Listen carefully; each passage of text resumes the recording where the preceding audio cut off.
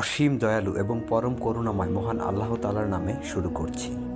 সম্প্রতি ইউটিউব কিংবা সোশ্যাল মিডিয়াতে নব্য নাস্তিকদের দল ইসলামের মহানবী সাল্লাল্লাহু আলাইহি ওয়াসাল্লামের পবিত্র আল কোরআনের সমালোচনার ঝড় তুলছে, কিন্তু একটু গভীরভাবে তাদের আচরণ লক্ষ্য করলে আপনি বুঝবেন তারা মূলত ধর্ম ব্যবসায়ী। তারা ধর্মীয় উপাদানকে ব্যবসায়ের কন্টেন্ট হিসাবে গ্রহণ করেছে, মূলত তাদের অর্থ উপার্জন, তাদের নিজেদেরকে সেলিব্রিটি হিসাবে প্রতিষ্ঠিত করতে।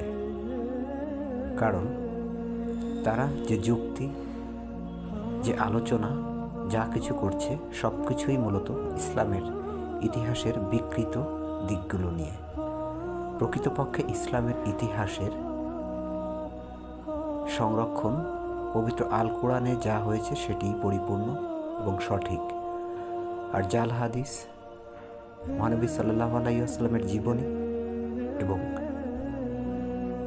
ইসলামের যে ইতিহাস তা বিভিন্ন জন বিভিন্নভাবে রচনা করেছে, বিশেষ করে বিভিন্ন গোষ্ঠীর স্বার্থ রক্ষার জন্য, এবং সেখানে এমন সব তথ্য সন্নিবেশিত হয়েছে যা প্রকৃতপক্ষে সত্য নয়। এবং সাধারণ মুসলিম যারা, তারা এর দ্বারা বিভ্রান্ত হতে পারেন। তাই আমি সকলকে বিনীত অনুরোধ জানাচ্ছি, পবিত্র আল কোরআনের সহজ সরল আয়াতসমূহে আসুন, আমল করুন, আল্লাহ তাআলার কাছে সহজ সরল পথ প্রাপ্তির জন্য প্রার্থনা করুন। আল্লাহ তাআলাই মানুষের জন্য একমাত্র পথ প্রদর্শক। আর এই বিভ্রান্তির যুগে, ভণ্ড প্রতারকদের যুগে আপনি যদি কল্যাণের পথে চলতে চান তাহলে আপনাকে পবিত্র আল কোরআনের উপর ভরসা করতে হবে। আরেকটি জিনিস, ইসলামের সঠিক ইতিহাস সঠিক সোর্স থেকে আপনি জানুন, তাহলে বুঝতে পারবেন এরা কতটা বিকৃত এবং এরা ধর্ম ব্যবসায়ী। প্রকৃতপক্ষে ইসলামের ইতিহাস সমৃদ্ধ এক ইতিহাস।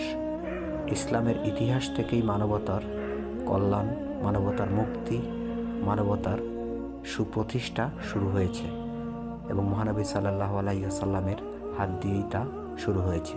আমরা সবাই জানি মহানবী সাল্লাল্লাহু আলাইহি ওয়াসাল্লাম যখন আবির্ভাব ঘটেন তখন মক্কাকে আইলিয়ামে জাহেলিয়াত বলা হতো, অর্থাৎ অন্ধকার যুগ।